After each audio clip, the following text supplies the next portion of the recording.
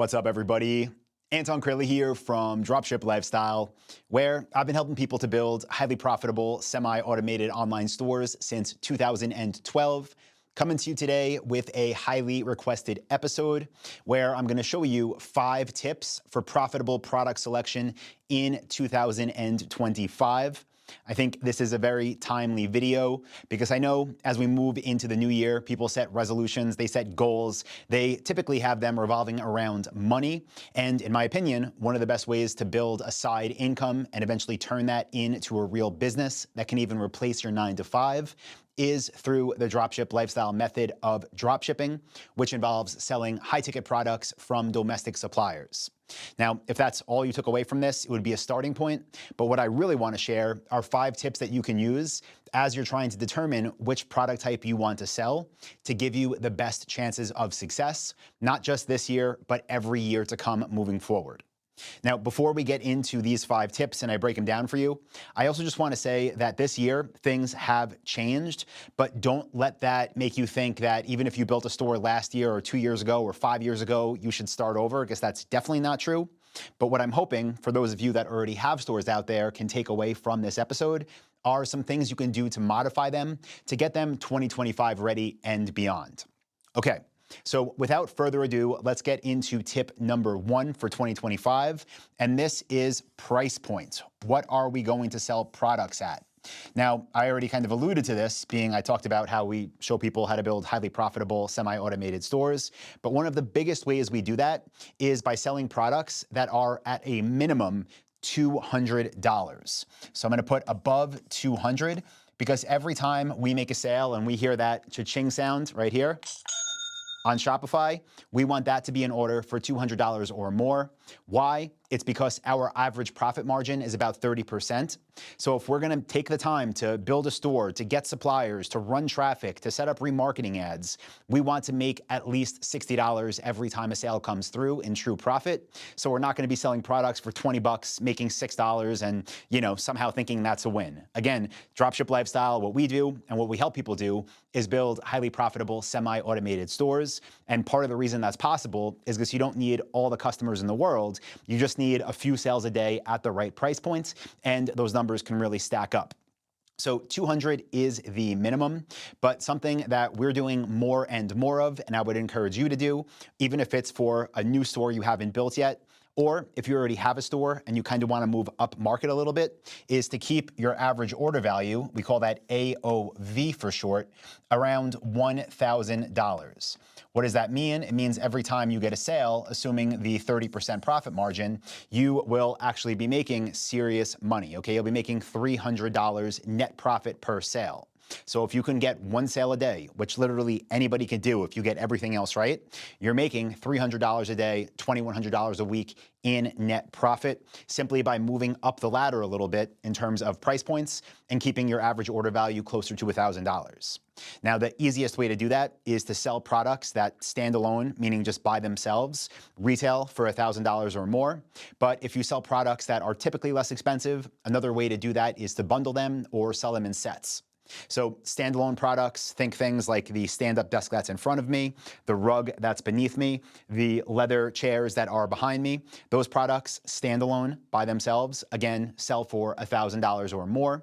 But if you sold products that were a little bit less expensive, maybe think things like wood paneling or flooring, or even paver bricks people buy for their driveways. You could sell them in bundles where the average price that a customer would spend would be $1,000 or more. Okay, so that is my first tip moving into this new year, into 2025 for profitable product selection. Move up the value ladder when it comes to what price you're selling the products for, because no matter what you pick, whether it's a $10 product, a $100 product, a $1,000 product, you're still going to be doing the same amount of work to research that niche and that product type, to find suppliers, to build your store, to become an authorized retailer, to get traffic. The same amount of work goes into it. So why not simply just say, okay, this is locked into my brain now, this being your brain, I'm going to sell expensive products so that when sales actually come through, there is real money left over once the expenses are paid. Okay, next thing that I want to cover for profitable product selection in 2025 is the number of suppliers you should be looking for. So I'm going to put number of suppliers. And I'm gonna change this a little bit compared to what I usually preach, if you will, because I've recently talked about, in recent episodes about how Trump's presidency will affect e-commerce. This isn't drop shipping specific, but this is, e-commerce as a whole and really Shopify sellers as a whole. And while I typically recommend finding at least 20 potential brands that you could sell for on a new store, I want you to find at least 30. And there's a couple of reasons for this, okay? So I'm putting above 30. We do, above or equal to 30. The first reason is one that's kind of always existed. And that's because you're not going to become an authorized retailer to sell for every brand in your niche from day one. They simply aren't all going to approve you right away. They don't approve me right away. Maybe you'll pick up, if you find 30, 15 of them on the early days as you're still building out your store. And then the rest will say, come back to us once you reach X amount of website visitors or X amount of revenue. So this will still give you a very solid base. But the other reason I want you to find more suppliers here, again, this is 2025 specific, is because I want you to try to find suppliers that are having products that are made in the USA, okay? So I'm gonna put over here, made in USA. Now, let me just get into this for a minute, but with our method of dropshipping, being that I sell in the States, all of our suppliers are located in the States. What that means is they have distribution here already set up. They have products in warehouses ready to ship to our customers fast, typically getting delivered within 48 hours, and nothing's changing there, I should say. But even though our suppliers are in the States, and just so you know, our members in Canada have suppliers in Canada, our members in Germany have suppliers in Germany, and Australia have suppliers in Australia, and then our members abroad doing business in the States, they work with suppliers in the States. But just because the suppliers are in the States and the products are warehoused here does not mean that they are made in the USA.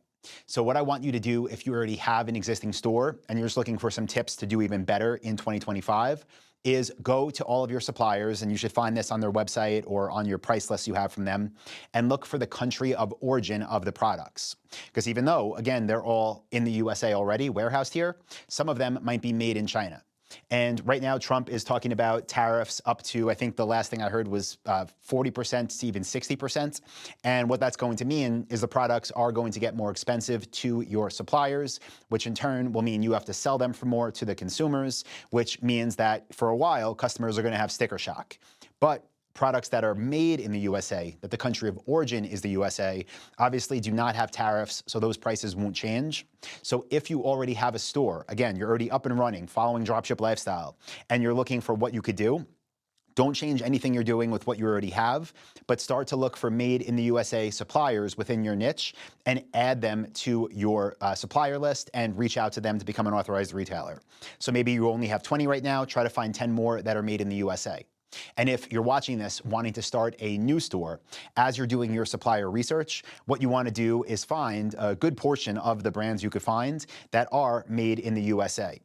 Now, if you didn't already see it, I recently posted an episode that shared the top 10 niches for 2025 for high-ticket dropshipping. And in that episode, I talked about niches where I was able to locate an extraordinary number of a high concentration of USA suppliers. So if you haven't seen that and you want to see it, comment niches down below, whether you're watching this, on YouTube or Spotify.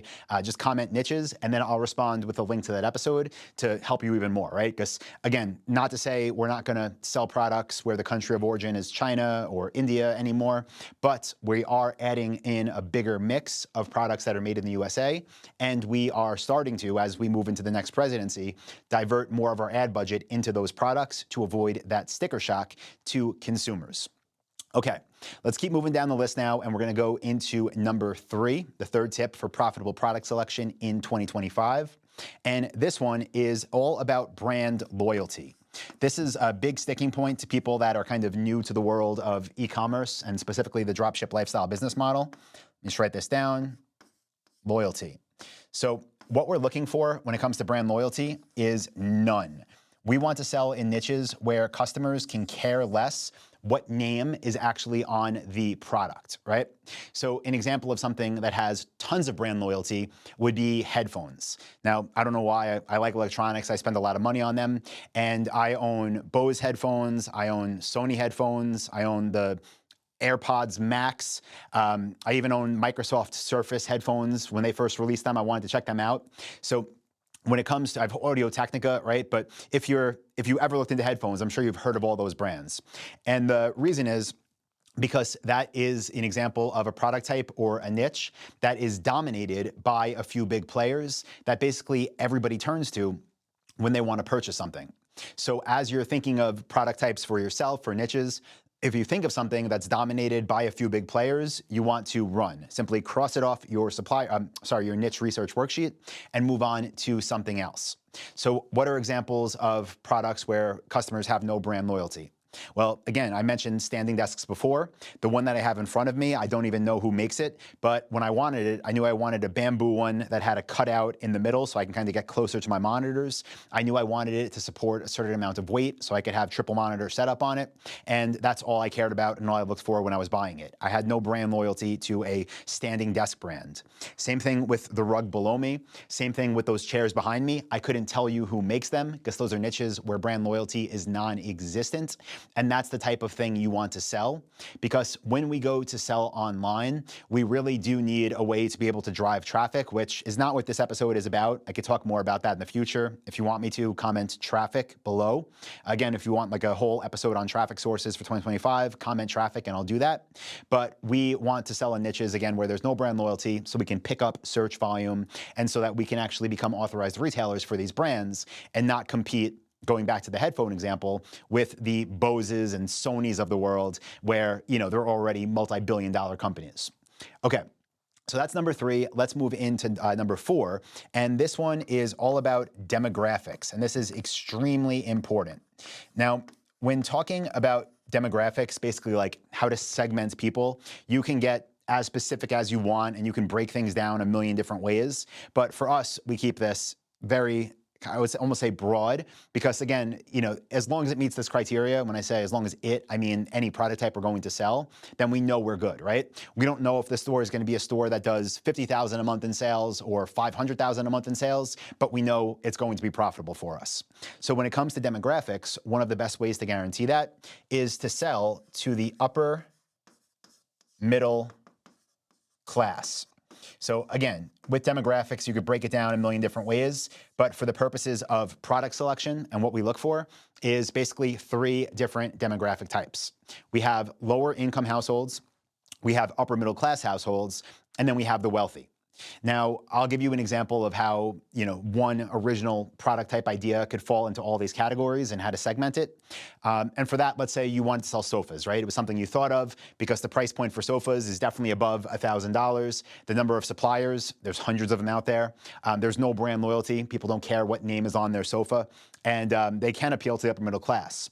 But the thing with a product type like sofas is you also have the inexpensive ones, right? You have the futons that they sell at Target for college kids. And those might sell for, $150 or $200, right? Those do not appeal to the upper middle class. Those appeal to lower income households. Now, the problem with that, selling to lower income households, is that because people are typically stretching their means to purchase these items, you're going to have more customer service in your business, you're going to have more returns, and the profit's not going to be where it could be because you're selling for less than you could be.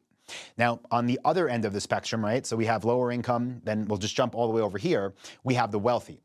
Now, the wealthy are the people that, if they want a sofa, are going to buy a custom-made Italian leather sofa that maybe is imported from Italy, and maybe they drop $30,000 on. Now, if you sold that, that's great because you're going to be making a ton of money in net profit from that sale. But as someone who has sold to the wealthy, I'll tell you, it is a much more time-intensive business. There is much more post-sale support and, pre-sale support and post-sale support. Because if someone's going to spend that much money before they buy, they're going to have a ton of questions, which rightfully so. And after they buy, if that thing that they just spent $20,000, $30,000, $50,000 on is not 110% up to their standards or what they expected, it's going to come back, right? So higher return rate, more time talking to customers required. And in my opinion, the wealthy, even though there's money to be made there, is not what you want to do if you want to build a highly profitable semi-automated store. What you want to do is sell the sofas that maybe sell between $1,000 and $2,000 that appeal to the upper middle class. By the way, I define that as a combined household income of $150K or more. These are people who are comfortable buying online, who have disposable income, and who are simply used to like basically placing these transactions, they're going to get what you promised them because we only sell for quality brands. Again, the suppliers we find here, and we're not going to have a high return rate. We're not going to require a bunch of pre-sale and post-sale support. It's going to take us less time to run the business, and the orders and the profit can just stack and stack and stack without making our hair fall out and making us go crazy, okay? So that's the fourth tip for profitable product selection in 2025. Now, the fifth one that I want to give you is what I call Evergreen.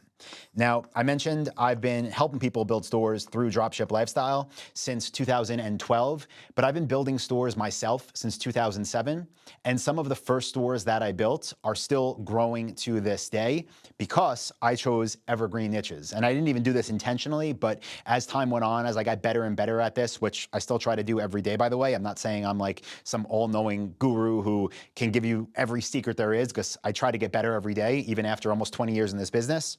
But when I say evergreen, what we're looking for are niches that can sell consistently day in and day out, month over month, year over year. So definitely we do want the niches to be evergreen. Now, the things that we want to avoid are things that might be trends, right? So something that might pop up today and have like this massive consumer demand, but is a trend which will, last for maybe a few months, maybe a year, and then just die off when no one searches it for anymore. And then we put all this time into the store, which now isn't profitable at no fault of our own, right? We don't want that. We also want to avoid seasonal niches. So, think things like snowboards, right? And snowboard binding and gears and helmets. There's not many places, if you're selling in the States, where people could buy them year round. So if you chose a niche like snowboards, maybe it'll meet all the other criteria. But guess what? If you launch that store right before winter, it's probably going to start doing really well, and you're probably going to have a great few months and maybe even think, I'm going to quit my job because I am set. Well, what's going to happen when things start to warm up and winter's over? Your sales are going to disappear at no fault of your own, simply because you chose a seasonal niche that's not evergreen, and you're going to have to wait until next winter to start getting sales again. We do not want that. We want to be able to have consistent sales and profit day after day, week after week, month after month, year after year. So you'll eventually get to a point, like my stores have been, where we're almost going on 2 decades, that they can still grow. Because when it comes to all of this, right, what we're looking for is to have our work be efficient as possible, not just today, but in the future. We want all of the work that we put into e-commerce, and in this case, high-ticket dropshipping, to compound on itself. And the best way to do that is to sell something that is not going anywhere.